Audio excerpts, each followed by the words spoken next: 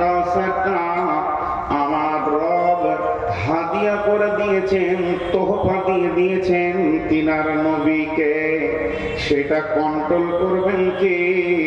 আখিরি পয়গম্বর নবী মুহাম্মদুর রাসূলুল্লাহ সাল্লাল্লাহু আলাইহি ওয়াসাল্লাম। সেই হাউজে কাউসারটা গোল নয়, সেটা লম্বাও নয়, চৌকান্না হবে। আপনার নজর এক প্রান্ত থেকে আর এক প্রান্ত দেখতে পাবে না, কিন্তু বিরাট লম্বা চওড়া, ওখানে আকাশের তারার মতো অসংখ্য পেয়ালা জলজল করে ভাসবে। চারিদিকে ফেরেশতার সিকিউরিটি দেওয়া থাকবে, আল্লাহর হুকুমের সিকিউরিটি থাকবে। অন্য কোনো দিকে পানি পান করা যাবে না। আল্লাহর নবী একই দিকে পানি পান করাবেন এবং উম্মতের হাতে পানি তুলে দেবেন। ওই পানিটার লাভ কি? ওই পানিটার ফজিলত কি? ওই পানিটা পান করলে আপনার আমার কি উপকার হবে? যতক্ষণ পর্যন্ত জান্নাতের চৌকাটা না চেঞ্জ করব, যতক্ষণ পর্যন্ত জান্নাতের ভিতরে না ঢুকবো, আর আমাকে পিপাসা লাগবে না। এই হাউজে কাউসারটা আমার রব তার নবীকে আতা করেছেন, তাকে হাদিয়া করেছেন। বিশ্ব নবী কাউন্টিং করবে, তারপরও সে ফেরেশতার সিকিউরিটি থাকবে। দুই দিকে কলাক্সিবেল গেটের মতো পর্দা থাকবে। আল্লাহর নবী যাকে উম্মত ভাববেন, উম্মতের প্রতীক চিহ্ন পাবেন, তার হাতে পেয়ালা পানি ধরিয়ে দেবেন। যাকে তিনি উম্মত মনে করবেন না বা উম্মতের কিছুই যার কাছে পাওয়া যাবে না, ওই লোকটা যখন যাবে পানি পান করতে, বিশ্ব নবী জীবনেও কাউকে রেগে কথা বলেননি। সেই দিনই বলবেন, সোহকান সোহকান লিমান গায়্যারা মিন দীনি, সোহকান সোহকান লিমান বাদদালা মিন দীনি। তুমি আমার সামনে থেকে সরে যাও, আমার আনিত আদর্শ আইডিয়ালকে তুমি চেঞ্জ করে দিয়েছো, বদল করে দিয়েছো। তোমার সঙ্গে আমার কোনো আত্মীয়তা নাই। নবী উম্মত, উম্মত নবী যে একটা সম্পর্ক, এটা বাতিল ঘোষণা করা আছে তোমার সঙ্গে আমার। অতএব তুমি আমার কাছে পানি পাবে না।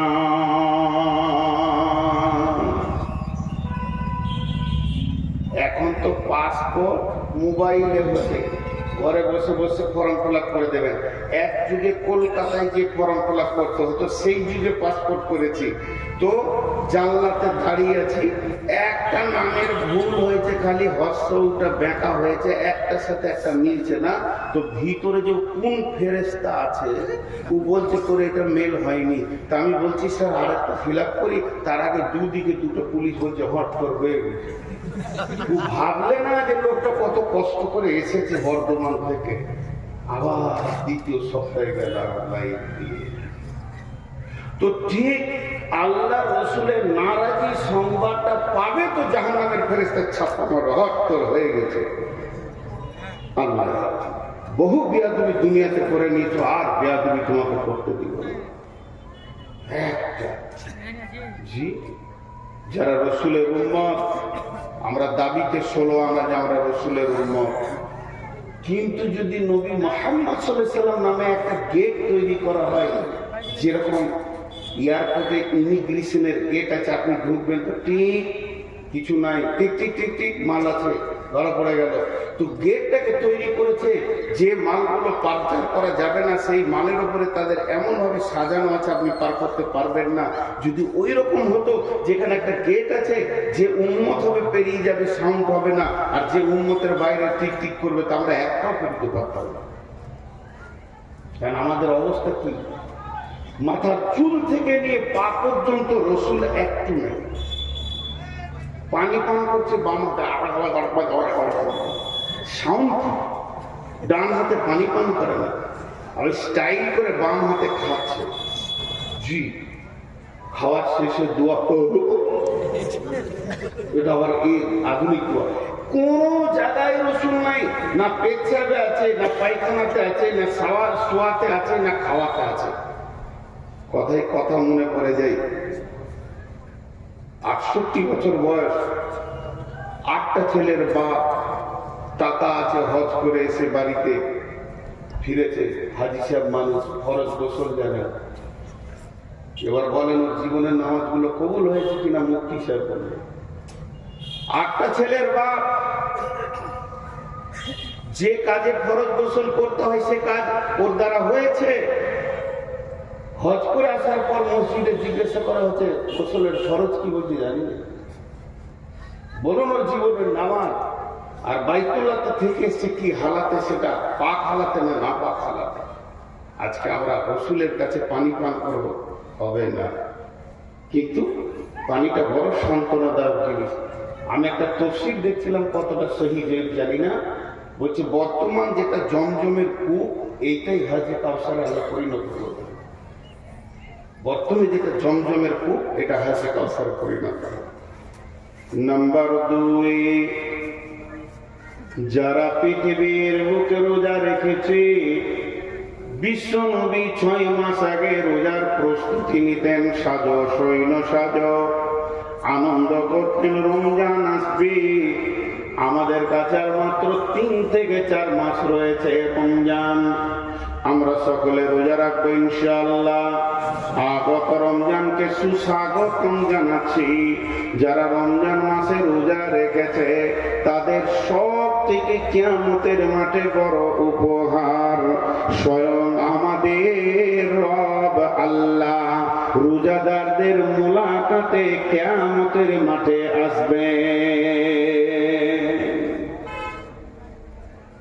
কিয়ামতের মাঠে রোজাদাররা আল্লাহকে দেখবে। হাজি ভাই, যার কাছে আমার জীবনের সমস্ত মানদণ্ডের হিসাব, জান্নাত জাহান্নামের ফায়সালা, যিনি আহকামুল হাকিমিন, যিনার কোনো পরামর্শদাতা নাই আর প্রয়োজনও নাই, যিনার কোনো উকিলের প্রয়োজন নাই, তিনি যদি সমস্ত জাহান্নামীকে জান্নাতে দিয়ে দেয় তো কেন দিলে কথা বলার কারো ক্ষমতা নাই। সেই রকম মাহবুব আপনার আমার মোলাকাতে আসবেন এই রোজার কারণে। রোজা ছাড়বো ইনশাআল্লাহ, রোজা ছাড়বো না রোজা রাখবো? রোজা রাখবো ইনশাআল্লাহ। নাম্বার 3, يوم ترى المؤمنين والمؤمنات يسعى نورهم بين أيديهم وبأيمانهم بشراكم اليوم। কিয়ামতের মাঠে সর্বপ্রথম যেটা মানুষের প্রয়োজন হবে সেটা আলো। তার কারণ কিয়ামতের ময়দানটা অন্ধকার হবে, সূর্য থাকবে না, তারা থাকবে না, নক্ষত্র থাকবে না, বিদ্যুৎ প্রকল্প থাকবে না, জেনারেটর থাকবে না, মোমবাতি থাকবে না, জোনাকি পোকা থাকবে না। যে উপকরণ দিয়ে আমরা আলো পাই এগুলো একটাও থাকবে না। কিয়ামতের ময়দানটা চমকাবে একটা আলোতে। ও আশরাকাতিল আরদু বিনূরি রাব্বিহা, আমার রবের নূরে কিয়ামতের ময়দান চমকাবে। তবে তার ও নূরের ভিতরে থাকবে কুদরতি ক্ষমতা। বেঈমানরা সে নূর দেখতে পাবে না। যে বেঈমানরা এই পৃথিবীতে মসজিদের দরজা দেখেনি তারা কোনোদিন সেই নূর দেখতে পাবে না। ওই দিন নূর দেখবে কে? ওই দিন নূর দেখবে যে 5 ওয়াক্ত সালাতে হাজির দিয়েছে।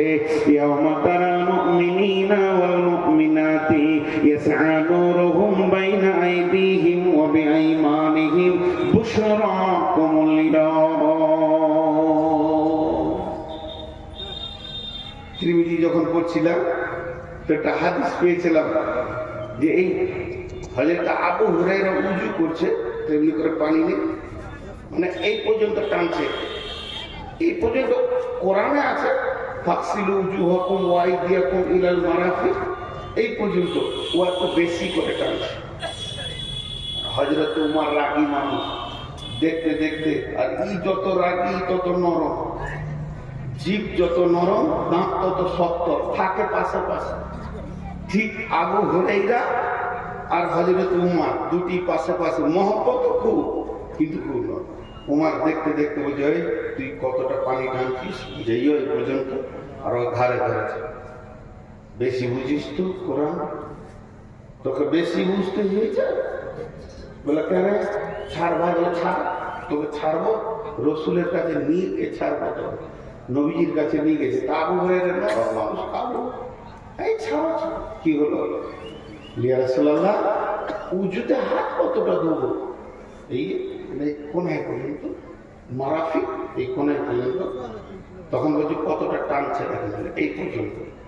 জি নবীজি বললেন, আবু হুরায়রা তুমি কি কোনায় থেকে আর বেশি টানছো? বলেছি হ্যাঁ।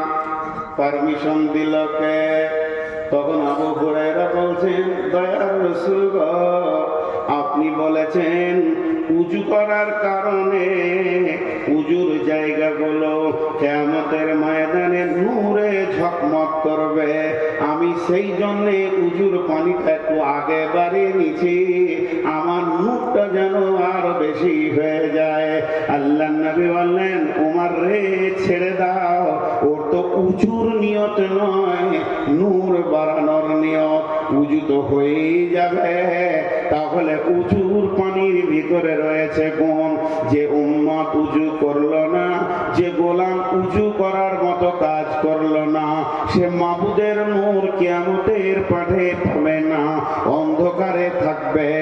কিন্তু যারা নামাজ রোজা করেছে, ও আশরাকাতিল আরদু বিনূরি রাব্বিহা, আমাদের রবের নূরের তাজাল্লিতে কিয়ামতের ময়দান ঝকমক করবি। একটা মজার কথা আপনাদেরকে বলে দিই। সবাই জমা হচ্ছে এখানে, দিয়ে মাদানী ভাই বড় বড় গরু এনেছে, স্পেশাল মাল, ইনশাল্লাহ পেট ভরে খেলে ডায়রিয়া, অর্ধেক তেল অর্ধেক চর্বি। সবাই আমরা বসে গেছি, কিন্তু ধান্দা তো ওইদিকে লেগে আছে যে কখন ডাক পড়বে। এটাকে উদাহরণ দিচ্ছি। কিন্তু আপনি গেটে ঢোকার সঙ্গে সঙ্গে আপনাকে টিকিট দিয়ে দিয়েছে, এখনো খাবার ডাক পড়েনি। টিকিট পেয়েছেন মানে আপনার থালা লেগে গেছে। কথাটা বোঝাতে পারলাম? তো কিয়ামতের মাঠে আপনি যখন উঠবেন, এখন বিচার হবে, ফায়সালা হবে। কিন্তু যদি আপনার উজুর জায়গাতে নূর লেগে গেছে, মানে আপনি বুঝলেন যে কাজ হয়ে গেছে। কোরআন বলছে, ইয়াউমা তাবিয়াদু উজুহু ওয়া তাসওয়াদু উজুহু فأما الذين ابيضت وجوههم ففي رحمة الله هم فيها خالدون।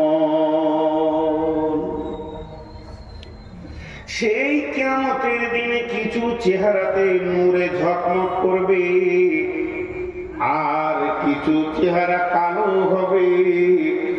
তবে যাদের চেহারাতে নূর লেগে যাবে, হিসাবের আগে তুমি বুঝে নাও তুমি আল্লাহর রহমতের আয়াতভুক্ত চলে এসেছো, তোমার আর চিন্তা নাই। অতএব মুসলমান, কিয়ামতের মাঠে আল্লাহর নূর এবং দিদার যদি নিতে হয়, নামাজ আর রোজা দুইখানা ইবাদতকে মজবুত করতে হবে।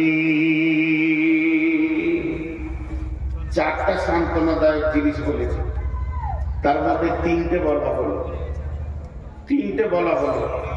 একটা হচ্ছে কাউসারের পানি, একটা আল্লাহর দিদার, আর একটা হলো আল্লাহর নূরের তাসাল্লির রুটি। তিনটে বলা হলো, একটা বাকি আছে, এইটাই বিস্তারিত বলবো। আর একটা কি আছে? মনের সান্ত্বনা, দিলের তাসাল্লি দেওয়ার মতো। থাকবো কোথায়? গাছ থাকবে না, পালা থাকবে না, ছাদ থাকবে না, মাথার উপরে সূর্য থাকবে, মাটি তাঁতা করে তামার মতো জ্বলবে। কিয়ামত এই মাটিতেই হবে, যেটাতে আমরা বসে আছি, এই জমিনেই কিয়ামত হবে। তাহলে যাব কোথা? নদী নাই, নালা নাই, পুকুর নাই। এক কথায় বুঝলেন, এই রুটি, মা বোনেরা যে রুটি সেঁকে খোলাটা, ওই রকম গোল পৃথিবীটা একটা খোলার মতো হয়ে যাবে, উঁচু নিচু আপার ডিপার পাহাড় পর্বত নদী খাল বিল কিচ্ছু থাকবে না। 40 বছর পৃথিবীটা শূন্য অবস্থায় পড়ে থাকবে। ونفخ في الصور فصعق من في السماوات ومن في الأرض إلا من شاء الله ثم نفخ فيه أخرى। যখন দ্বিতীয় সূর ফোঁকা হবে এই মধ্যখানে 40 বছর একদম হইলাম হয়ে যাবে। দাঁড়াবো কোথায়? ছায়া তো নয়, ঘামে ডুববে মানুষ, বিকট চিৎকার করবে, কিন্তু মত হবে না। দাঁড়াবো কোথায়? একটা ছায়া থাকবে, মাত্র একটি ছায়া। আল্লাহ নবী বলছেন, এটাই আমার বক্তব্য আজকে। وعن ابي هريره رضي الله تعالى عنه قال قال رسول الله صلى الله عليه وسلم سبعة يظلهم الله في ظله يوم لا ظل إلا ظله। কঠিন কিয়ামতের দিনে কোনো ছায়া থাকবে না, পাহাড় পর্বত থাকবে না, গাছপালা থাকবে না, যার ছায়াতে গিয়ে একটু জানটাকে রেস্ট নিব। আল্লাহর নবী বলছেন একটা ছায়া থাকবে, সেই ছায়াটার নাম আল্লাহর রহমতের ছায়া। পূর্ব যুগ থেকে শুনে এসেছি আরশের ছায়া, কিন্তু হালাকে সেটা সত্য হচ্ছে আল্লাহর রহমতের ছায়া। ওই ছায়াতে কিছু মানুষ জায়গা পাবে। বিশ্বনবী বলছেন 7 জন লয়, বিশ্বনবী বলছেন 7 শ্রেণীর মানুষ পৃথিবীর বুকে যারা আমল করেছে, 7 ধরনের মানুষ, তাদের ওই ছায়ার ভিতরে কোটা লেগে থাকবে। তারা নিশ্চিন্তে সেই ছায়াকে উপভোগ করবে। একে তো হাজে কাউসারের পানি পেল, আর আল্লাহর রহমতের ছায়া পেল। মানে এখানেই জেনে নিতে হবে পৃথিবীর এসি ফেলিওর হয়ে যাবে। সেই ছায়াটা কেমন হবে? এটা বৈজ্ঞানিকের তৈরি এসি যদি এত শীতল হয়, এত মনোরম হয়, মনোরঞ্জন হয়, আমার রবের ছায়াটা কত মনোরম মনোরঞ্জন হবে, কত সুন্দর হবে। সেই রবের আমার রহমতের ছায়াতে জায়গা পাবে। কে বলছেন? কে বলছেন? বিশ্ব নবী বলছেন। কে পাবে রে? 1 নম্বর তুমি এসো, 2 নম্বর তুমি এসো, 3 নম্বর তুমি এসো, এই বলে তাদের কোটা লেগে যাবে, জায়গা পেয়ে যাবে। এই পৃথিবীর বুকে যারা 7 রকম আমল করেছে, একজনই যে 7 রকম করেছে তা নয়। যে আমলগুলি বলা হয়েছে, এই গুণ যার ভিতরে একটা থাকবে, ও আরশের ছায়াতে বাস করবে।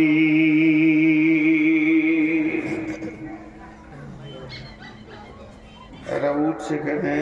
12টা যে বাজে নাই বাপজি। এরা বলছে তুই থাক, তোর বাপ থাকুক, আমাদের আরশের ছায়া দরকার নাই, পেট ভরে বসছি সেগুলো কর। জি, রাগ করিয়েন না বাপ, যান। আল্লাহ সালামত বাড়ি পৌঁছে দে, যেন রাস্তায় কোনো অসুবিধা না। জি, এটা শীতের সময় তো, যারা সুগারের রোগী হয় তাদের অনেক রকম কষ্ট হয়, বয়স্ক মানুষ, ঘন ঘন পেশাব লাগবে। তো আমি আপনাদের সামনে সেই 7 শ্রেণীর গ্রুপটা আজকে বলবো। কিয়ামতের মাঠে যে সবটাই জাম জ্বলে যাবে তা নয়, অনেক সান্ত্বনাদায়ক জিনিস আছে যেগুলোকে আপনাকে আমাকে গ্রহণ করে নিতে হবে। তার ক্যাপাসিটি রাসূল বলে চলে গেছেন, সেটা কোন ধরনের মানুষ ওই জায়গায় স্থান পাবে। নাম্বার 1, জি ছেড়ে দিব আমি তো ওইটাই কোনো বাহানায় যদি ছাড়া যায়। জি বাকি নাম্বার 1, ইমাম আদিলু কথাটা ছোট কিন্তু কাজটা বিরাট বড়। ইমামনা দিলুন ন্যায় বিচার করনেওয়ালা, পৃথিবীতে যে ন্যায় বিচার করেছে ওই বিচারক যে অন্যায় বিচার করেনি, নিজের আত্মীয় পার্টির লোক, নিজের পাড়ার লোক, গ্রামের লোক এইরকম ভেবে কথা বলেনি, কঠিন কিয়ামতকে সামনে রেখে কথা বলেছে, হক কথা বলেছেন, ওই ব্যক্তিটা ওই রহমতের ছায়াতে থাকবি। জি, বিশ্বনবী মক্কা বিজয়ী করলেন, প্রধানমন্ত্রী হলেন। ইহুদিদের এক মেয়ে চুরি করে ধরা খেয়েছে, ফায়সালা হচ্ছে তার হাত কাটতে হবে। যখন ফায়সালা এসে গেল, ইহুদিরা এসে বললেন, ইয়া রাসূলুল্লাহ, আমরা এখনো ইসলাম মানিনি, কোরআন মানিনি, তবে কোরআনের বিচার কেন নেব? আমাদের বিচারটা তৌরাত থেকে করে দিতে হবে, যেহেতু আমরা তৌরাতের আওতাভুক্ত নিজের জীবন চালাচ্ছি। কিন্তু তাদের জানা ছিল না আল্লাহর নবী একজন সাহাবীকে তৌরাতের পণ্ডিত করে নিয়েছিলেন, হাফিজ করে নিয়েছিলেন। নবীজি বললেন, ঠিক আছে, যাও তোমরা তৌরাতের পণ্ডিত নিয়ে এসো এবং মুজরিমকে নিয়ে এসো। তারা সেখানে এসে হাজির হলো। তারা তাদের হাফেজ গুলোকে বলতে বলতে এলো, তোদেরকে কিছু টাকা দেওয়া হবে, যে জায়গায় হাত কাটার কথা আছে ওই শব্দটাকে চেঞ্জ করে দিয়ে ওই শব্দটাকে বাদ দিয়ে লাফিয়ে তুই পড়ে নিবি, তাইলে আমার মেয়ের হাত কাটাটা বন্ধ হয়ে যাবে। সম্ভ্রান্ত ঘরের মেয়ে, এবার তারা সেই রকম টাকা হাফে তারা এসেছে। নবীজি বললেন, বলো চুরির শাস্তি কি তওরাতে আছে? ও পড়তে পড়তে ওই জায়গাটা যখন টপকে দিছে, আমাদের সাহাবীদের ভিতরে যে হাফেজ ছিল বললে, দাঁড়িয়ে যা, দুটো শব্দ বাদ করে দিলি, এটা করা যাবে না, মেয়েটির হাত কাটা হয়েছে। বন্ধুরা আমার, তখনই বিশ্বনবী বলেছিলেন, ওয়ালাউ কানা বিনতি ফাতিমাতা, এই জায়গায় যদি আমার মেয়ে ফাতেমা হতো, তা আমি নবী মুহাম্মদ সাল্লাল্লাহু আলাইহি সাল্লাম নিজের হাতে তার হাত কেটে দিতাম। জি ভাই, এখন ন্যায় বিচার পাওয়া গেছে পৃথিবীতে। জি, আফসোসের কথা কটা বলবো। রসুল বলছে, সাদাল কাবিলাতা ফাসিকুহুম জাহিনুল কাওমি আরদুলুহুম ওয়া উকরিমার রাজুলু মাখাফাতাস সারহি জাহারাতিল কায়নাতু ওয়াল মাজিফু। এমন একটা জামানা আসবে রে, গায়ের নেতা হবে চোর, লম্পট, লুচ্চা, দাগাবাজ, বেঈমানেরা। বিচার করবে কে? মাতাল, লুটেরা, সুদারু, জুয়ারি। আর গোটা দুনিয়াকে লুটে মেরে পঞ্চায়েতের মাল মেরে খেয়েছে, এরাই আবার গায়ের বিচারক হবে। চলছে কি চলছে না? এতগুলো লোক চুপ করে আমাকে ডাকছে, যান যান যান। ও বিচারকে ঘুম লাগে, চোখ করছে। আপনি, আমি বলেছি ভাই আমি শেষ, আমি শেষ, দিনও শেষ, সময়ও শেষ, আমি শেষ। তো জি, একটা জিনিস খেয়াল করেন যে আজকে বিচার কি চলছে। আল্লাহ রাসূল আফসোস করেছেন একটা বিষয়ে, দুটি বিষয় আফসোস করলেন। সাহাবীরা বলেন, রাসূলুল্লাহ আপনি আফসোস করছেন, দেখতে পাবেন না তার জন্য কিছু? জি না, আমি দেখতে পাবো না এর জন্য আফসোস করি না, আমার উম্মত দেখতে পাবে এর জন্য আফসোস করছি। গায়ের লেজের মতো তাদের কাছে চাবুক থাকবে, বিচার হবে, আদালত চলবে, প্রতিদিন কোর্ট চলবে, থানা চলবে, মার চলবে, চাবুক চলবে, জেলে ভরা হবে, ছেলে দেওয়া হবে।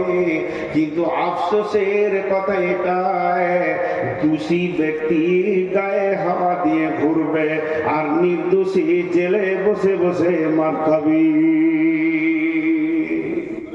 চলছে না? কথা বলে না? আল্লাহ কি বললেন কোরআনে, ওয়ালা তাকরাবু মালাল ইয়াতীমি ইল্লা বিল্লাতি বিল্লাতি হিয়া আহসান হাত্তা ইয়াবলুগা শুদ্দাহু ওয়া ফুল কাইলা ওয়াল মিজানা লা নুকাল্লিফু নাফসান ইল্লা উসাহা ওয়া ইযা কুলতুম ফা'দিলু ওয়া ইযা কুলতুম ফা'দিলু ওয়া ইযা কুলতুম ফা'দিলু ওয়ালাউ কানা দা কুরবা। তুমি যখন বিচারে বসবে, সাক্ষী দেবে, তো ন্যায় কথা বলবে, যদিও তোমার নিকট আত্মীয় হয়।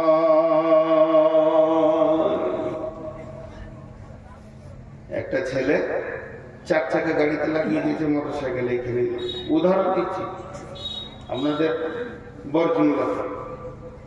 আর গাড়িটা আসছে কোথা থেকে? পাকুড় থেকে। সে গরিবের বাচ্চা বিচারাকে 400 টাকা দিয়ে বলেছে মালটা ঢেলে দিয়ে আজকে ঘুরে এসে খাবি। পেট তার চুন করছে। আর যে টোটোওয়ালাদের অত্যাচার চলছে রোডে, আল্লাহ মাফ করো, এই যে করোনা ভাইরাসের তো কঠিন ভাইরাস। 4 চাকা নিয়ে চলা যে কত কঠিন। আমি ড্রাইভারকে বলি টোটো দেখে সাবধান হবে, এলপি গাড়ি থেকে সাবধান হতে হবে না, তাদের ঠিক আছে, কিন্তু এদের কোনো ঠিক নেই। একটা প্যাসেঞ্জার দেখে নিয়েছে, ভয়ঙ্কর ব্রেক করে দিলে, ওই বাড়ি থেকে আসছে, ও এইখান থেকে ব্রেক মেরে এমনি করছে, জানা নাকি? তার মানে যে চেপে আছে সেই না লীলা করছে, জানা যাবে না এদের যা চরিত্র। তো ন্যায় বিচারের ব্যাপারে আমি আপনাদের সামনে যেটা বলছি, যে একটা গাড়িকে টোটোতে লাগিয়ে দিয়েছে, এলপি গাড়িতে। দোষ টোটোওয়ালা, অন্যায়ের বেলাইনে ছিল। ওটা বড় গাড়ি একটু লেগেছে, তো এর একটা চাকা চলে গেছে, ভেঙে গেছে। এখন ওকে কলার ধরে নেমে মারছে, চলছে মাছ। ও মারতে মারতে ওর বন্ধু এসে বলছে, তাহলে আমি অনেকদিন মাঝখানি দেখা গেছে চুলতে হিলি দিয়ে ও মারলে। এখন মানে বর্তমান যুবকদের একটা ভাইরাস, লম্বা চুল আর খালি মাথাটা এমনি করছে, আর হাতটা এমনি করছে, হাতটা এমনি করছে। আজকে টোটোতে এখন 53 থেকে 54 বার গেলে এখানে আস্তে আস্তে হাতে আর তুমি খুব কষ্টে আছো, বলো আজাব চলছে। হ্যাঁ, চুলের উপরে এবারে এই মার ভোর করে ওকে করে দেবে। কিন্তু একদিন ন্যায় বিচার হবে। তো এবার বিচার চলছে। টোটোওয়ালা চলে গলা বলে, কি ভেবেছিস? কিন্তু আসলে গাড়িটা ছিল কোম্পানি, টোটোওয়ালাকে খবর না।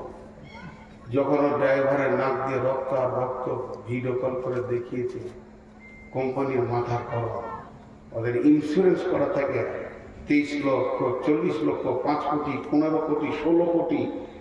জি, শিল্প ব্যাংকে শুধু অ্যাকাউন্ট খুলতে গেলে 10 কোটি টাকা লাগে, অ্যাকাউন্ট খুলতে, রানিং করতে। তো সেই রকম তারা বড় কোম্পানি, মনে রাগ হয়েছে, 4খানা কেস ঢুকেছে। মাল লুট, টাকা পয়সা লুট, মাল নষ্ট, 13 লক্ষ টাকার মাল ক্ষতি দিয়ে দিয়েছে। 4খানা কেস একদম কলকাতায় মিলে গেছে, লালবাজারে। ওখান থেকে খবর আসছে লালগোলায়, আসামি তুলো। রাত 3টের সময় পুলিশ এসে টোটোওয়ালার ঘর ধরে টেনে বার করছে। কি হলো? এতগুলা কেস আছে। চোখ ঠান্ডা, ঠান্ডা আমার গোষ্ঠী পর্যন্ত ঠান্ডা। অঙ্ক করে 3 লাখ টাকার ঘর বাড়ি নাই, কিন্তু মাস্তানি করেছে। বহু ঘটনা এরকম ঘটেছে, চটপট করে তার ঘরে হাত দিতে দিয়ে যখন ওকে থানাতে বসানো হয়েছে, মন দিয়ে শুনবেন। একদিকে ও তো বসিয়েছে, থানা বড়বাবু যে বস বসলো, একদিকে এসপি, একদিকে ডিএম, একদিকে এসডিও, আর একদিকে আর কিছু কোম্পানির লোক। বিরাট টিম নেমে গেছে। ওকে তখন বলছে, তুই লাগিয়েছিলি না গাড়িটা লাগিয়েছিল? তখন গলার ভিতর তো আজকে করে কেন বলছিস? তুই সেই দিনই কেমন করছিলি? যেদিন মেরেছিলি সেই দিন তোর গলার সাউন্ডটা কেমন ছিল, আজকে কেন হালকা হয়ে গেল? আদালতের মাঝে পড়েছো, সৈন্যের মাঝে আছো, এখন তোমার সমস্ত আম শুকিয়ে চুর হয়ে গেছে। এখন তুমি আর আমরা, তোমার নাম আমচুর। টেনেও সোজা করা যেছে না। বড়বাবু বলছে, গলা ছেড়ে কথা বল, পানি খাও। বলছে, স্যার ভুল হয়ে গেছে, চলবে না। তো আমার আল্লাহ বলছে, আমি জিভটাকে রেখেছি 32টা সৈন্যের মধ্যখানে। 2টি সিবিআই কাস্টম তার উপরে আছে, 2টা সিআইডি রয়েছে, এই দিকে দুইটা কাস্টম অফিস তাকে ঘিরে রেখেছে, মাথাটা হলো গোটা বডির আদালত। এতগুলোর ভিতরে যেদিকে তুই কথা বলিস এটাই হলো তোর কথার জায়গা। আল্লাহ বলছেন ওয়াইদা কুলতুম, যখন তুই কথা বলবে ভাড়া দিল ইনসাফ করে কথা বলবে, তোর বডিতেই আমার সিআইডি কাজ করছে। ভাড়া দিল ওয়ালাউ কানা দা কুরবা, যদিও সে নিকট আত্মীয় হয়। বাদশা নিজে হরিণ শিকার করতে গিয়েছে, তীর ধরেছে, একবার ফলা তীর, হরিণকে পাবে তোর ওখার দুনিয়াতে বেঁচে থাকতে হবে না। আর যেই তীর ছেড়েছে হরিণটা তরফ করে লাফিয়ে উঠেছে, আর লক্ষ্যভ্রষ্ট হয়ে পায়ের তলাতে সেই তীর। নদীর ধারে এক বুড়ি এমনি করে কাপড় সাফ করছিল, আর ওর একমাত্র বিধবা মেয়ে বাচ্চাটা দাঁড়িয়েছিল, কানে পড়ে স্পট। কাজীর কাছে বিচার চলে গেল, বাদশা নিজে মেরেছে, দেশের বাদশা মেরেছে, আর বিচার গেছে কাজীর কাছে। আজকে শুক্রবার, রবিবার বিকাল 3টে ফাইসালা হলো, বাদশাকে এনে হাজির করা হলো। বাদশা সিংহাসনে নেই, কাঠগোড়ায় দাঁড়িয়ে আছে, বুড়ি দাঁড়িয়ে আছে, দাফন কাফন হয়ে গেছে। একদিকে স্বামী হারিয়েছে, এবার সন্তান হারালো, যার মুখ মানে তাকিয়ে দুনিয়ার আলো দেখছিল। বাদশা তীর হাতে করে গেছে, কাজী বিচার দিচ্ছে। বাদশাহ বলে বলুন, তুমি মেরেছ? বলে হ্যাঁ স্যার। ইচ্ছা করে নয়, তবে লক্ষ্যভ্রষ্ট হয়ে গেছিল। হরিণটা চলে গেল, যে নদীর ধারে ঘাটে উনি কাপড় সাফ করছিলেন, ওর বাচ্চার কানে লেগেছে, স্পট হয়ে গেছে। বাদশা এবার ফাইসালা দিচ্ছে, জাল্লাদ, আমার আল্লাহর ফাইসালা কতলের পরিবর্তে কতল। তুমি হরিণ মারবে না বাঘ মারবে তোমার ব্যাপার, কিন্তু তোমাকে ডানে বামে দেখতে হতো। যদি তীর লক্ষ্যভ্রষ্ট হয় তাহলে তীর কোথা গিয়ে পৌঁছাতে পারে। তুমি নিশার মতো, পাগলার মতো হরিণের নিশাই মেরে দিয়েছো। অতএব হে জাল্লাদ, তুমি ওই বাদশার গর্দনকে উড়িয়ে দাও। বাদশা তীরটাকে ধরলো, ধরে এভাবে টান দিয়ে নিশান করে কাজীকে বলছে, কাজী রে, আজকেও আমি তীরটা এনেছিলাম, যদি আমার পানে মুখ পানে তাকিয়ে তুমি অন্যায় বিচার করতে, আর একটা মাটার আমি করতাম। কারণ আমি তীর হাতে করে কাঠ গড়ায় উঠেছি, এই জন্যে অন্যায় বিচার আমি দেশে মেনে নিতে পারবো না। আমার গর্দন চলে যাক, কিন্তু ন্যায় বিচার হয়ে যাক। বুড়ি তখন এই কাঠগোড়া থেকে টানতে শুরু করেছে, কাজী সাহেব, এটা তো আমার মুজরিম, আমি যদি মাফ করে দিই বাদশাকে আপনি কি করবেন? বলে আপনি মাফ করলে মাফ হবে। কাজী সাহেব, আমি ওকেই মাফ করে দিলাম, একটা সন্তান হারিয়েছি, এটার মায়ের কোল যেন আর খালি না হয়। বাদশা ধরে এসে বুড়িকে জড়িয়ে ধরে বলছে, মা, তোমার যে সন্তান মাটিতে শুয়ে গেছে ওটাকে আমাকেই মনে করে নিয়ে তুমি আমার কাছে বাকি জীবনটা কাটিয়ে নাও। আল্লাহ বলছে, আরো সে নিচে ছায়া নিবি। আজকে একবার বিচারে বসে দেখবেন, কেন বিচার শুনতেই বিরক্ত লাগবে, বিচার শুনতেই বিরক্ত লাগবে। হ্যাঁ, একটা সাইকেলে অ্যাক্সিডেন্ট হয়েছে, মোটর সাইকেলের সাথে কাদা ছিল, কাদাতে স্লিপ করে গেছে মোটরসাইকেলটা, সাইকেলের উপরে পড়ে গেছে, সাইকেলটা ভেঙে গেছে। মোটর সাইকেলওয়ালাও তৃণমূল, সাইকেলওয়ালাও তৃণমূল, কিন্তু যার ঘরের সামনে কাদা সে স্লিপ করে। বিচার হচ্ছে কাদা পড়েছিল কেন, টাকা অবধি 10,000 টাকা। সে বিচারা জানের ভয়ে 10,000 টাকা দিয়ে খালাস। আমাদের এখানে সব জজ বসে আছে, যত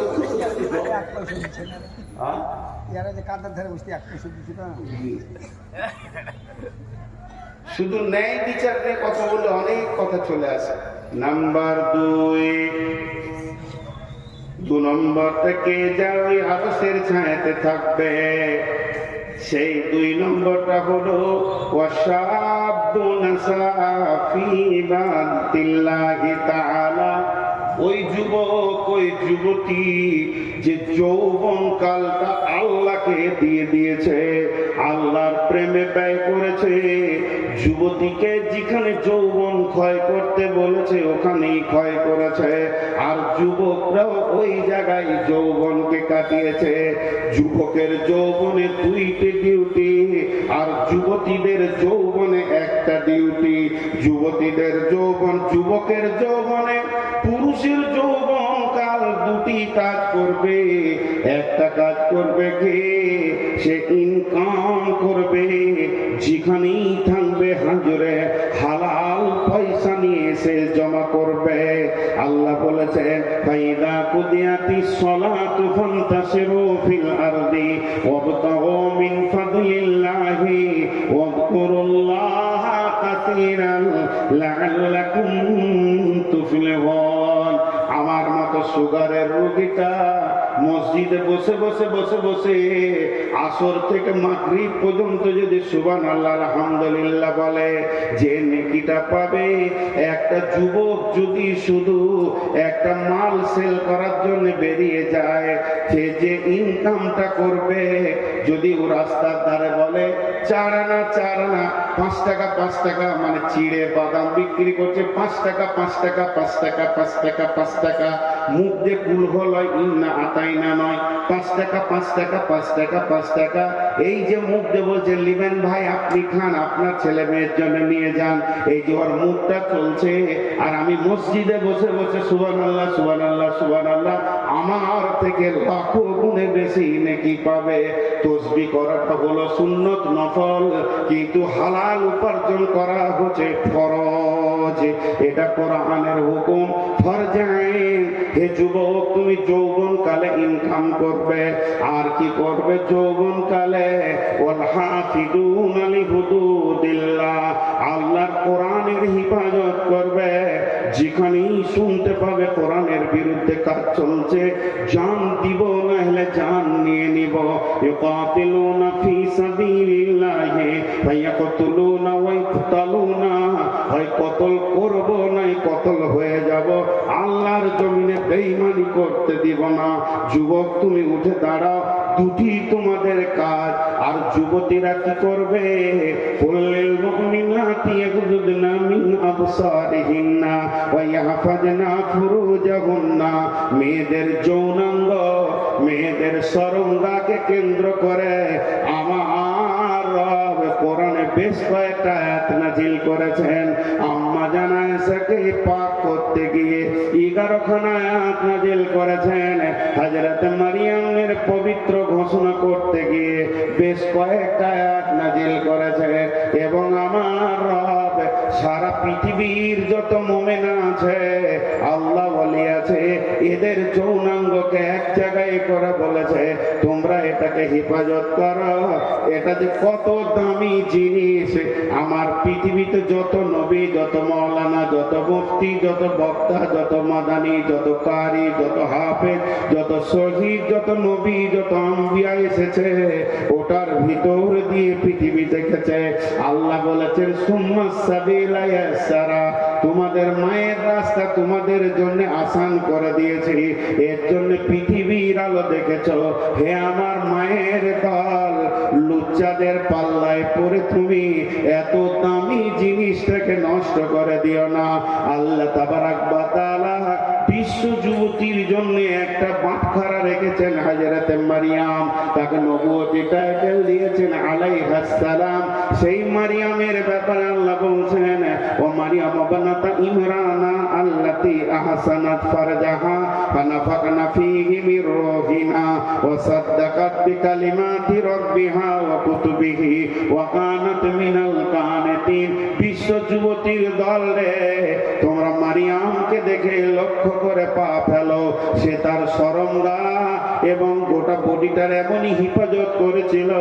আমি রব তার ভিতর থেকে দামি গোলামকে নিলাম এবং মা বেটাকে কিতাব দিয়ে ধন্য করলাম। আজ যদি কোনো যুবতী বুকে হাত দিয়ে সতীত্বের গ্যারান্টি দিতে পারে, শুধু যৌনাঙ্গ নয়, তার দাঁতের হাসিতে, চোখের চাওয়ানিতে কোনো পুরুষ যেন, হালাল পুরুষ যার সঙ্গে বিয়ে হালাল আছে, সে যেন আনন্দ না পেয়ে যায়। যদি তা পেয়ে যায়, মা তুমি বিক্রি হয়ে গেলে তোমার দেহে আর কোনো মূল্য থাকলো না। এর জন্য যুবতীদের একটাই ডিউটি, সে শরমগায়ের হেফাজত করবে, আর পুরুষরা দুইটি ডিউটি করবে। একদিকে ইনকাম করে সংসার চালাবে, অন্যদিকে দিনের হেফাজত করবে। আমার নবী বলছেন, ওয়াশাবুন সাআ ফি ইবাদাতিল্লাহ, ওই যুবক যুবতী আল্লাহর রহমতের ছায়াতে কোটা লেগে যাবে, যার যৌবনকাল আল্লাহর হুকুমের উপরে চলেছে। আর 15 মিনিট পানি খায় আর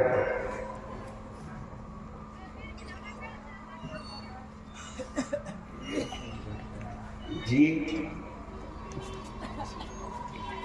নাম্বার 3, ওয়ারাজুলুন কালবুহু মুআল্লাকুন বিল মাসাজিদি। বিরল বর্ডারে ঢুকেছি আমি, বাংলাদেশ, ওই রাধিকাপুর হয়ে দিয়ে সমস্ত পাসপোর্টের কাজ হয়ে গেল, ভোগ লেগেছে, একটা হোটেলে গেলাম। তো বলছে কি খাবেন? আমরা ছোট মাছ আছে, আমরা বলি ছোট মাছ, ওরা বলে গুঁড়া মাছ। তো গুঁড়া মাছ আছে, বলে আছে, দাও 1 প্লেট, দুজন আছি আমরা, 2 প্লেট দাও। তো আলুর সঙ্গে রান্না করেছে। তো টোটালটা যদি 200 গ্রাম ওজন হয়, যে তরকারিটা দিয়েছে 100 গ্রাম ওজন হবে, তো মোটামুটি 100 গ্রামে 98 গ্রাম আলু আর 2 গ্রাম মাছ। আমি হোটেলওয়ালাকে বলছি, মাছে আলু না আলুতে মাছ? আপনি হিসাব করেন। বলছি হুজুর আপনাকে তো পারা যাচ্ছে না। বলে না, মাছে আলু হতে পারে, 2টা আলু দিলেন, কিন্তু আপনি আলুতে মাছ দিয়েছেন। আমি তো আলু চাইনি ভাই, আমি মাছ চেয়েছি, আপনি দাম দেবেন। জি। 1 লিটার দুধে 9 লিটার পানি, তাহলে দুধে পানি না পানিতে দুধ? পানিতে দুধ। আর 9 লিটার দুধে যদি 1 লিটার পানি, তাহলে দুধে পানি। তো আমাদের জীবনটা হবে মসজিদওয়ালা দুনিয়া, কিন্তু হয়ে গেছে দুনিয়াওয়ালা মসজিদ।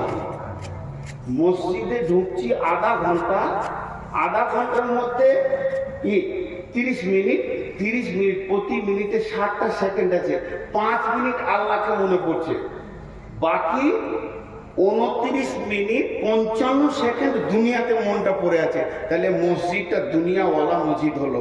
আর আমার রসুল বলছে তোমার দুনিয়াটা মসজিদওয়ালা হয়ে যায়। তুমি মাঠে কাজ করবে, কিন্তু তোমার দিল করে থাকবে মসজিদে। তুমি মার্কেটে থাকবে, হঠাৎ চলে কিরে বাবা আজান হলো নাকি, খরিদ্দারের সঙ্গে কথা বলি, আজান হলো না কিরে বাবা, বুঝি যেতে হবে। হ্যাঁ, এমন মার কাট কাজ, ধান কাটো, ধান নিয়ে চলো, ধান বও। সারাদিন যেন শ্বাস ফেলার সময় নাই। ভোরবেলায় বেরিয়ে গেছি, জোহরের আজান শুনে মাঠে নামাজ সেরে নিয়েছি, সালাম ফিরে আবার কাজে লাগ, চল চল চল। বাড়ি থেকে খাবার গেল, খেয়ে নিলাম। আসরের সময় ধানগুলো বসিয়ে সন্ধ্যার সময় বাড়ি এসে যেই মাগরিব ডুবো ডুবো হয়ে গেছে, আজান শুনলাম, আর বাড়িতে মন টিকছে না। দিল যেন মসজিদকে ছিঁড়ে, মসজিদ যেন দিলকে ছিঁড়ে নিচ্ছে। মসজিদ রে, তোকে জোহরে দেখিনি, আসরে দেখিনি, এখন মাগরিবে না দেখে আর থাকতে পারবো না। মসজিদে যদি দিলটা টানা থাকে আর বডিটা যদি দুনিয়াতে ঘুরে বেড়ায়, আপনার কাজগুলো নামাজে গণ্য হয়ে যাবে। কারণ আপনি নামাজি রত রয়েছেন, শুধু ছুটি নিয়ে দুনিয়া করতে গেছেন। অতএব বন্ধুরে, আল্লাহর নবী বলছেন, ওয়ারাদুলুন কালবুহু মুআল্লাকুন বিল মাসাজিদি, ওই লোক যার অন্তরটা মসজিদে টাঙা আছে। হাজি, আমরা ইমামকে মসজিদকে মসজিদ সাফ করার ব্যাপারে হুকুম করি না? এটা খুব নেকেট। অনেক বক্তা দেখায়, আমি দেখাচ্ছি না, এটা নোংরা। কেন আমি আল্লাহর ঘর সাফ করব? আমার হাত দিয়ে করব? বেদাতি পীর আছে আমাদের এলাকায়, তোমার নামটা করছি না, তো ও পীর পীর জীবিত পীর এখনো বেঁচে আছে, দুটো আছে একই ঘরে, একটা মরেছে একটা আছে। তো আমাকে আমার দিল চাইলে যখন একদিন দেখা করি, ওই এলাকায় থাকতাম আমি একটা মাদ্রাসায়। তো ভদ্রলোক এত হার্ড আরবি জানে, আবার ইঞ্জিনিয়ার, ইংল্যান্ড থেকে পাস করা ইঞ্জিনিয়ার, পীর ইংল্যান্ড থেকে পাস করা ইঞ্জিনিয়ার, আর এত হার্ড আরবি জানে যে ও আরবি বলবে তার আপনি ডিকশনারি ছাড়া তর্জমা করতে পারবেন না। ভদ্রলোক এত শিক্ষিত, কিন্তু ওই এহরামের মতো একটা কাপড় নিচে পরে আছে আর একটা গায়ে দিয়ে আছে। ওর একটা মুড়িদকে বললাম তোর পীরকে দেখাবেন একবার, চলেন, নিয়ে গেল। তো আমি মসজিদের দরজায় দাঁড়িয়ে আছে, ঘন ঘন ঘড়ি দেখছি, মানে 40 মিনিট পরেই আমার বাস, 40 মিনিট পরেই বাস। বললে আপনি দাঁড়ান, আমি পীর সাহেবকে ডেকে আনি। ভিতরে গেল তো দেখছি ওরকম এহরাম হালাতে আসছে, কিন্তু মাথা ঢাকা মেয়েদের মতো এই দিক ঘুরে গিয়েছে। চুলটা দেখার আমার খুব শখ ছিল, শুনছি ওর চুল নাকি 2 হাত, কিন্তু দেখতেই পেলাম না। তো দেখার খুব শখ ছিল, টেনে তো খুলতে পারছি না। তো অনেক উচ্চ শিক্ষিত মানুষের খবর আমি জানি, উনি আসলেন। আমি বলছি না যে এটা ভালো কাজের লাইন। তো এসে আমি এক হাতে মুসাফা করলাম, উনি এক হাতে মুসাফা করলেন। আসসালামু আলাইকুম। আসসালাম। কি বাবা নূর মোহাম্মদ, আমার নামটা আগে তুমি জানি বা ও বলেছেন মুড়ি। আমি অনেকদিন থেকে ভাবছি হয়তো তুমি এখন দেখা করবে, এতদিন পরে। আমার সাথে বয়স এক সময় জমি পার্থক্য, উনি মুরব্বী। তো বলে জি হে, আমি দাঁড়িয়ে আছি। তো চট করে মসজিদে উঠি, একটা মসজিদের মুসল্লাকে এনে আমাকে বলছে বসো, আর ঝাঁটাটা নিয়ে মসজিদ ঝাঁট দিতে শুরু করবে। আমি বলছি বুঝে আমাকে দেয় কিছু না, তুমি মেহমান, তোমাকে দেওয়াটা আমার ঠিক হবে না, এটা তো রসুল দেননি মেহমানকে, আমাকে তোমার ইজ্জত করতে হবে। আমাকে তুমি বলছে, বয়স হিসেবে বসলাম। দেন বললাম প্রথমেই বেদবি মাফ করবেন, আমার গাড়ি আর 40 মিনিট, অল্প সময় দিব, কিছু আমাকে বলেন।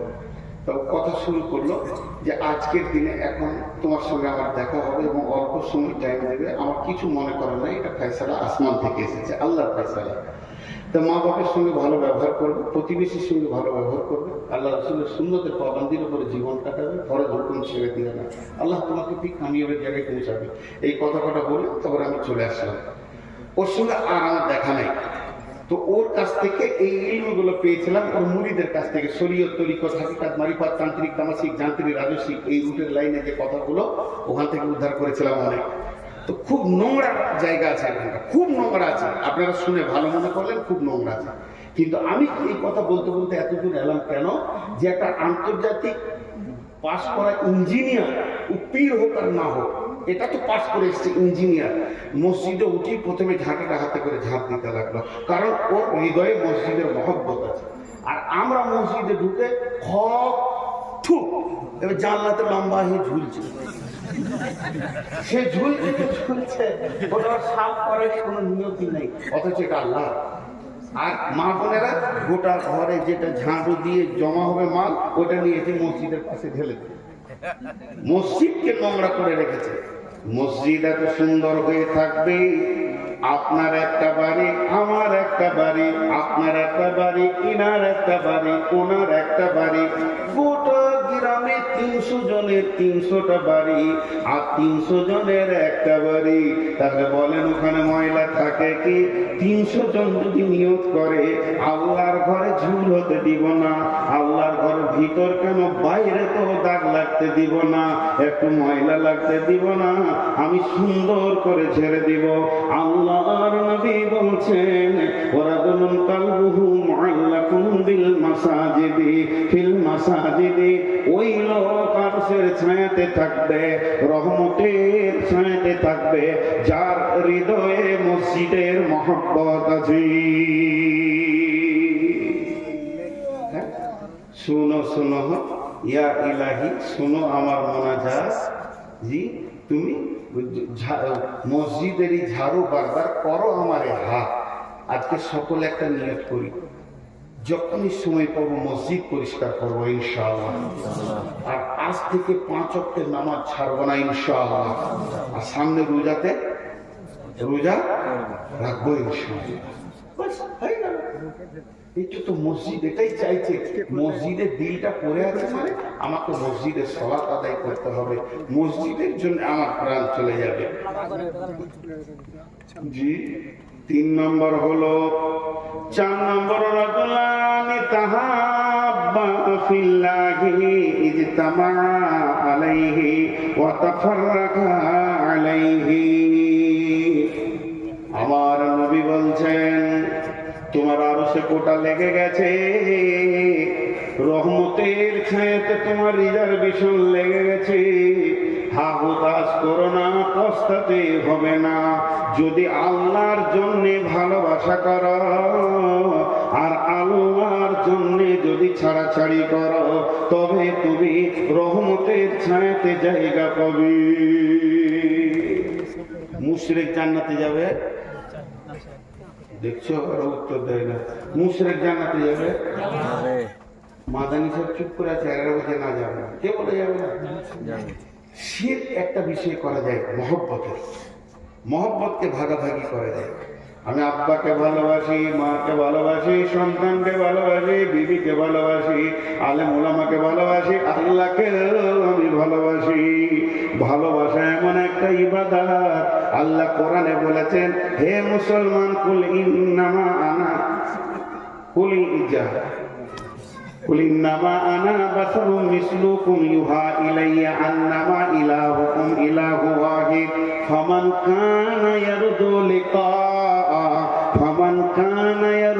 লিকা রাব্বিহি। যদি কারো মনের তামান্না থাকে রবের সঙ্গে মোলাকাত করব, ফামান কানা ইয়ারজু লিকা রাব্বি ফালিয়ামাল আমালান সালিহা, সুন্দর আমল করো, ওয়ালা ইউশরিক বি ইবাদাতি, ইবাদতের ভিতরে শিরক করিও না। আমি মালদান করলাম আব্বার নামে, মালদান করলাম মায়ের নামে, মালদান করলাম বোনের নামে, ভাইয়ের নামে, আমি আল্লাহর হস্তে আল্লাহকেও মাল দিয়ে দিলাম। আমি চারিদিকে মহব্বত ভালোবাসা ছড়ানো আছে আমার। অতএব বন্ধুরে, মানুষকে ভালোবাসবো আমি আল্লাহর জন্য, এবং মানুষের সঙ্গে আমার ছাড়াছাড়ি হবে আল্লাহর জন্য। আল্লাহর যে দুশ্মন সে আমার দুশ্মন, নবীজির দুশ্মন আমার দুশ্মন, কিন্তু ওই দুশ্মনের সঙ্গে আমার আপোষ থাকবে না। আল্লাহর মহব্বতে আমি মহব্বত করব। তো বিশ্ব নবী বলছেন তোমার একটা কোটা যেমন ওই আরশের ছায়া, রহমতের ছায়াতে লেগে গেছে।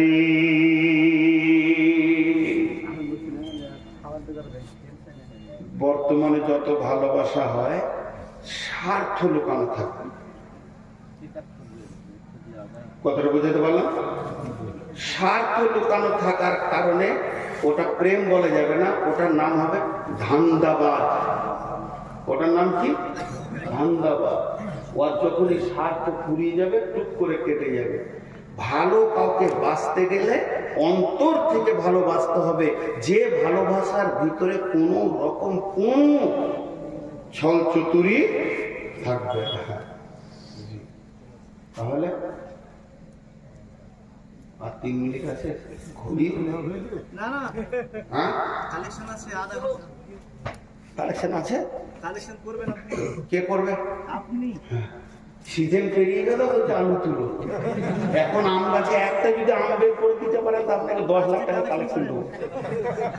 না, এটা ভুল হয়ে গেল, 12 বেশি গাছে থাকতে পারে। অনেক আছে আপনার থাকে, যে অনেক গাছে থাকে আমার বাড়িতে। এখন আম বিক্রি হচ্ছে স্যার বাজারে, আবার বলবে তা আবার চাইবে, তাহলে আম বিক্রি হচ্ছে স্যার বাজারে, আম বিক্রি হচ্ছে এখন আপনার জন্য পেছনে হবে। আল্লাহ রাসূলের পরে বলছেন 5 নম্বরে বলছেন রাজুলুন দাআতুহু ইমরাতুন দাতা মানসিবিন ওয়া জামালিন ফাকালা ইন্নী আখাফুল্লাহ। এরা উঠছে এখানে, ও ভাই যারা যে কোনো দেখেন পয়সা দিয়ে যান, ওই পয়সা দিয়ে যান।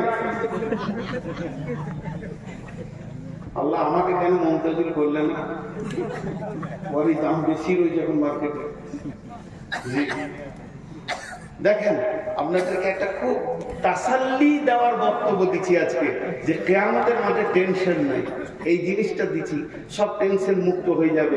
মা বোনেরা নাকের গুলো কানের গুলো খুলে দিয়ে পাঠিয়ে দেন। আমি যে তাসাল্লির বক্তব্য আজকে দিচ্ছি, অন্তত খুশি হয়ে আপনাদের বেশি দান করা উচিত। আল্লাহর নবী বলছেন, ওই যুবক যার ভিতরে পরিপূর্ণ উত্তাল রয়েছে, ওই মানুষটা, তাকে একটা সুন্দরী এবং মালালা মেয়েটার ভিতরে দুইটি গুণ, একদিকে দেখতে অতি সুন্দর আর একদিকে তার মালে পরিপূর্ণ রয়েছে। সে কিন্তু তোমাকে হাত ছিনিয়ে দিচ্ছে, এসো এসো।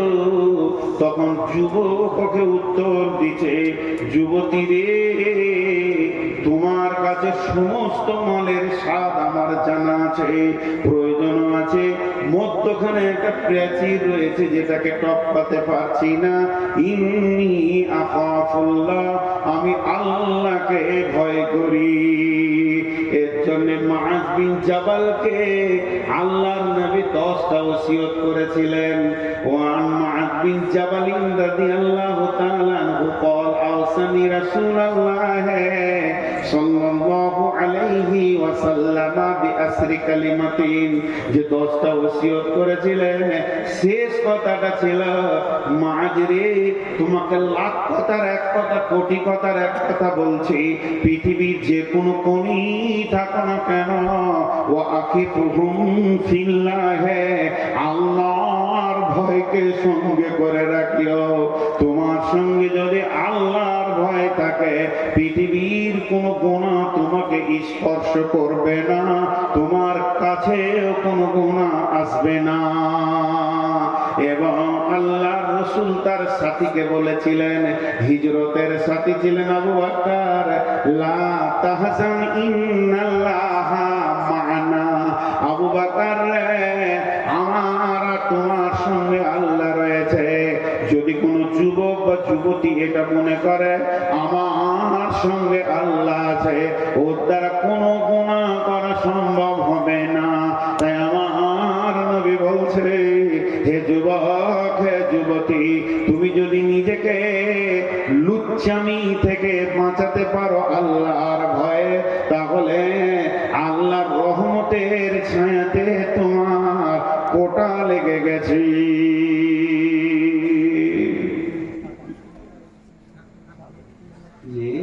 কটা হলো বলে গেছে, 5টা হলো। 6 নম্বরে, ওয়ারাজুলুন তাসাদ্দাকা বিসাদকাতিন ফাআখফাহা হাত্তা লা তা'লামু শিমালুহু মা তুনফিকু ইয়ামিনুহু। আল্লাহ তাবারাক ওয়া তাআলা রাসূল বলছেন, ওই হাত দান করনেওয়ালা, সে ডান হাতে দান করেছে, বাঁ হাতকে তার খবর নাই। ছন্দ করে আদায় করে দান করা যাবে বলেছে আলেম ওলামারা। আমি তো আলেম নই, জাহেল। তো আলেমরা বলছে আদায় করা যাবে, কিন্তু ছন্দটা যেন শরীয়তের বাইরে না হয়। তো ছন্দ করে আদায় করছে, কিন্তু এমন ছন্দ, জরিনা বিবি দিয়ে পাঠিয়েছে 200 টাকা, যদি ওর নামটা বলা না হয়েছে তার একবার বলছে বলগা, আমার নামটা বলে নাই। কিন্তু গোপন দান, দেখেন, প্রকাশ্যে দান করা যায়, ওটা ক্যান্সেল করা যাবে না। রাসূলুল্লাহ সাল্লাল্লাহু আলাইহি ওয়াসাল্লাম প্রকাশ্যে দিয়েছেন, কে দাও, জমা করো, সব প্রকাশ্যে দিয়েছেন। আবার গোপনও দান করা যায়, কিন্তু গোপন দানে তো দান হবে, আবার আরেকটা এক্সট্রা ফেসিলিটি, বেনিফিট হবে, যে আল্লাহ রহমতের ছায়াতে জায়গা লাগবে। জি, এটা লম্বা হাদিস, আর হাদিস পড়ছি না। লা তাসাদ্দাকনা বিসাদকাতিন ফাখারাজা বিহি বিসাদকাতিহি ফাওয়াজাহা ফি হাদিস সারিকি। এর আগেও আমি বর্ণনা করেছি, নবী মুসার জামানায় ঘটনা। বনি ইসরাইলদের একটি লোক নিয়ত করলো, আজকে গোপনে দান করব, আমি নবী মুসাকে বলবো না। এই হাদিসটা ইমাম বুখারী আলাইহি রাহমা বর্ণনা করছেন। বিশ্ব নবী বলেছেন, নবী মুসার জামানায় ঘটনা, লোকটা কত এখলাসের সঙ্গে দান করছেন, এমনকি নবীজিকেও সে জানাচ্ছেন না, সেই জামানার নবীও জানছে না। সে গোপন এক জায়গায় এতটি মালকে, এতটি স্বর্ণ মুদ্রা হোক, রৌপ মুদ্রা হোক, দিরহামকে বেঁধেছে, রাতের আঁধারে ঘুরছে। আজকে রাতে দান করব, এমন লোককে দিব যেন কেউ না জানতে পারে আমি দান করেছি। মোড়ে একজনকে দিয়ে দিল ওর কোলে, এবার দানটা দিয়ে নিজেকে কাপড় ঢাকা নিয়ে লুকিয়ে আঁধারে পালিয়ে গেল। ওই মালটা নিয়ে এবার গায়ে প্রচার, সকালবেলায় যেখানে 5টা লোক